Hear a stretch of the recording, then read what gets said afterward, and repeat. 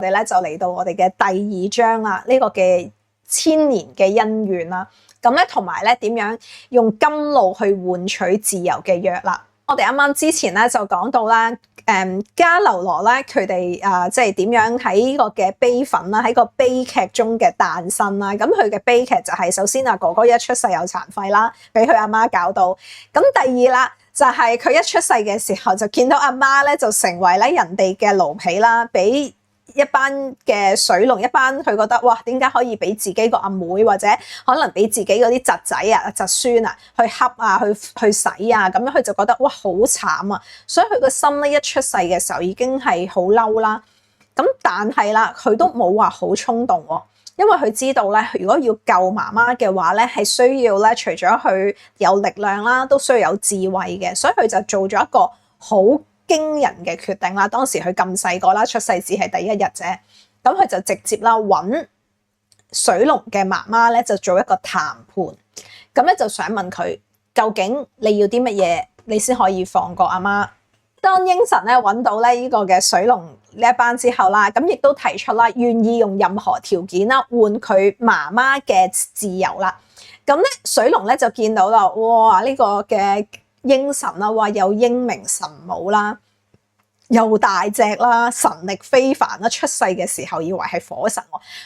喎。同埋咧要講，當喺吠陀嘅時候咧，吠陀時期啦，即係最古老嘅時期咧，其實咧因為嗰陣時咧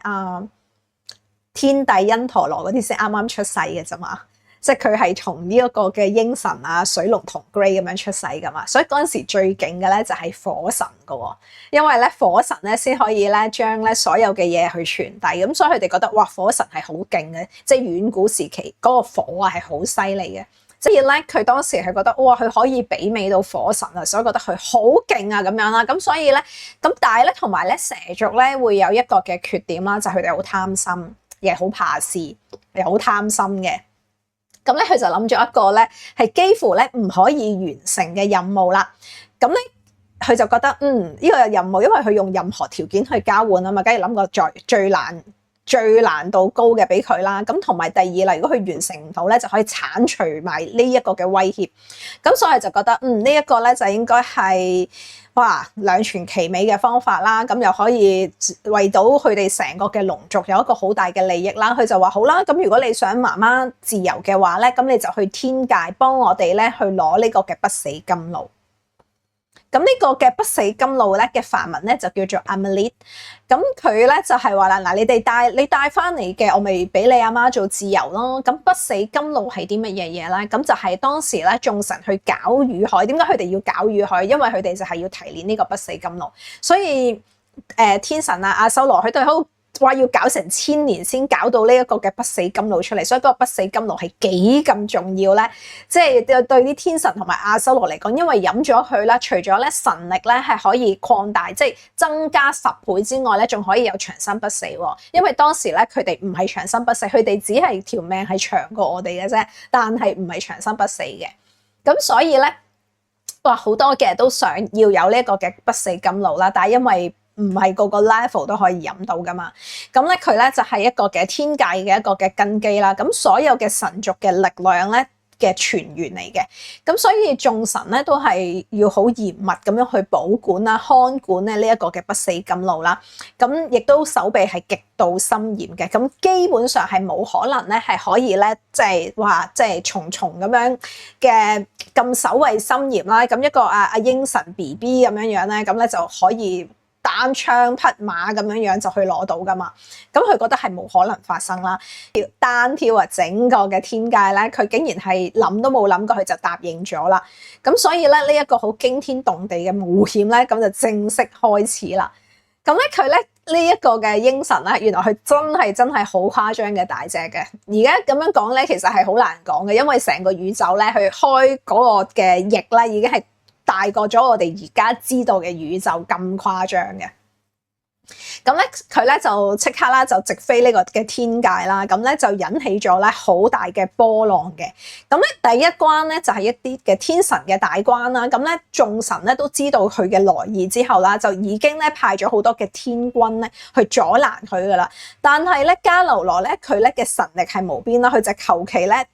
即係開佢隻翼啫，咁咧已經咧嗰個沙塵暴咧就整到咧所有嘅天兵天將咧眼都開唔到，咁就好輕而易舉咧，咁就過咗第一關啦。咁去到第二關啦，咁咧佢就一個嘅旋轉嘅火輪啦，因為呢個不死甘露咧，佢周圍咧就擺咗一個好高速旋轉嘅火焰啦，同埋咧嗰個火焰係用刀輪去做嘅，連呢一隻蚊咧、一隻蒼蠅咧，基本上都飛唔入嘅。咁鷹神點樣可以去硬闖咧？佢就用佢自己嘅智慧啦，首先咧去變大自己嘅身體啦，然之後當佢變大自己嘅身體嘅時候咧，佢咧就引發一個超級大嘅氣流，等呢一個嘅風呢個嘅刀輪咧個旋轉咧就慢咗少少，而喺呢一個嘅空隙咧，佢就即刻縮細自己嘅身體，就好似閃電咁樣咧穿入去，即係大家話幻想到啊，即係本身個刀咁樣啦，個刀係全部都係火嘅，然後佢係超級快嘅，佢係快到咧可能係光速唔知幾多年咁樣咁快嘅。咁鷹神咧就係用翻佢嘅即係佢嘅身體啦，一路去身體嘅時候咧，一路去撥嘅時候咧，咁咧就會有啲氣流，而嗰一個嘅氣流咧整慢咗呢一個嘅刀輪啊，呢個有火嘅刀輪，咁咧就係嗰個可能1000唔知幾多秒咁樣樣之際，就係嗰個空隙咧，佢就縮細咗佢自己咁樣攝入去，咁咧就去到呢一個嘅不死甘露嗰度啦。咁咧喺不死甘露嗰度咧，都仲有呢個嘅第3關嘅喎，咁就係一個咧識噴火嘅一個嘅毒蛇啦。咁咧佢有2條嘅哪吒啦，咁咧守護住呢個甘露啦。咁就呢個嘅鷹神咧都係好犀利嘅，佢個速度係好快，因為佢咧就係咁樣開一下嘅翼咧，咁佢就係可以咧引到咧所有漫天嘅塵土咧，咁咧去蒙咗，即係整到佢哋啲眼擘唔開啊咁樣樣啦。咁而再用呢個嘅迅雷不及掩耳嘅速度，咁咧就去攞咗，即係捉住呢2條蛇擊敗佢啦。咁咧所以咧呢一個嘅鷹神咧就唔止咧淨係呢個嘅武力好高強啦，同埋咧佢係自用雙全啦，可以突破所有嘅防線啦，成功咧就將呢個嘅不死甘露咧就係攞到手啦。哇！真係好犀利，係咪？咁所以點解咧咁多人咧佢哋都中意請鷹神啊？或者因為鷹神係嗰種係除咗有勇氣啦，好夠膽識啦，同埋咧會係有啲咩難嘅嘢，佢都係可以咧自己可以一一去破除，所以好適合咧一啲君王啦、皇帝啊，或者係一啲嘅做大生意嘅老闆啊咁樣啦，咁佢哋基本上都會請鷹神啦咁樣，係啦。雖然做好多商業生意，佢哋都會請將神啦咁樣，因為比較商業。但係如果可能係一啲政治嘅人物啊咁樣嗰啲咧，佢哋通常都會帶鷹神，因為可能需要要夠膽識啦，同埋有智慧啊咁樣樣。會建議啦，客人啦，尤其佢哋做政府工啊嗰啲咧，咁佢哋其實都唔需要好多好商業嘅嘢，但係反而佢哋要應對好多突發嘅場景啦，同埋咧要夠有智慧啊，做所有嘢。咁我都會建議佢哋咧會請鷹神啦，會適合啦，尤其佢哋做一啲係啦政府或者係做政治人物呢一類，咁呢一個就係最適合噶啦。咁當呢個嘅鷹神啦，攞咗呢個不死甘露之後啦，咁佢就係翻去啦。咁喺嗰陣時咧，就有一個好偉大嘅存在出現啦，就係維護宇宙秩序嘅大神毗濕奴。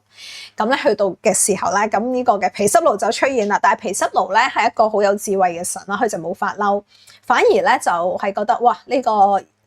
呢個小朋友咧，哇好犀利喎，好有勇氣，好欣賞佢啊，好欣賞佢嘅勇氣啦，佢嘅力量啦，同埋咧佢嗰份孝心。咁咧，所以對佢咧唔單止啦，冇嬲啊，咁同埋好欣賞呢個嘅小朋友啦。咁佢當時佢就問咗鷹神一句説話啊，你攞咗呢一個不死甘露，你想要有啲咩獎勵啊？佢咁樣問我，竟然即係唔係罰佢，佢仲問佢有啲咩獎勵。咁咧當時咧鷹神咧嘅回答咧，亦都好展現出咧佢嗰種嘅智慧啦，同埋佢嗰種高尚嘅人格啦。咁佢就話啦，佢冇咩想要，佢話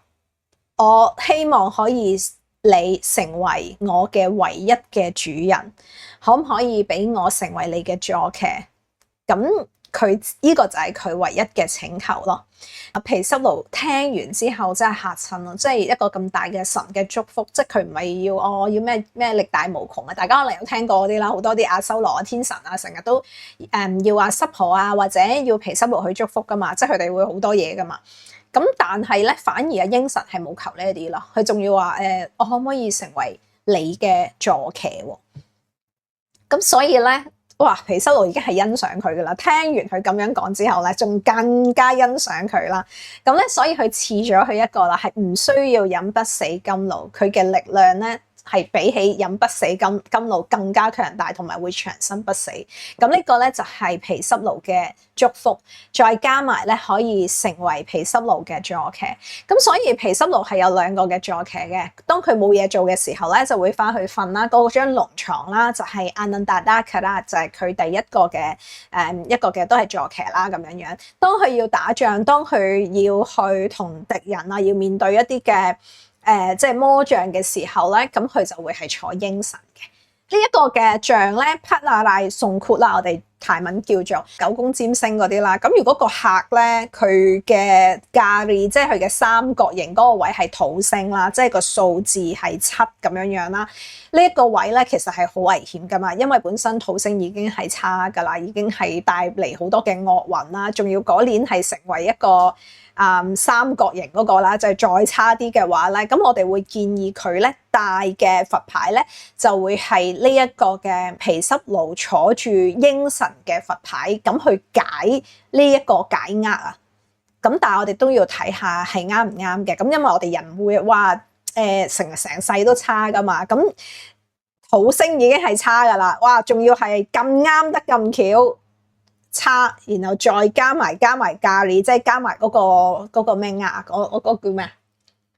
再壓，哇，兩個 double 差咧，咁其實都好難嘅，因為土星咧佢入住係2年半嘅，咁我哋如果係睇九宮占星就睇1年噶嘛，咁即係喺嗰2年半入邊，其中嘅1年咧係差上加差，咁嘅時候咧，咁我哋要保命啦，或者係要去。即係保護自己嘅時候咧，咁我哋就需要有呢一啲嘢幫我哋去，都唔係叫星雲啊，即係其實叫保命㗎咋。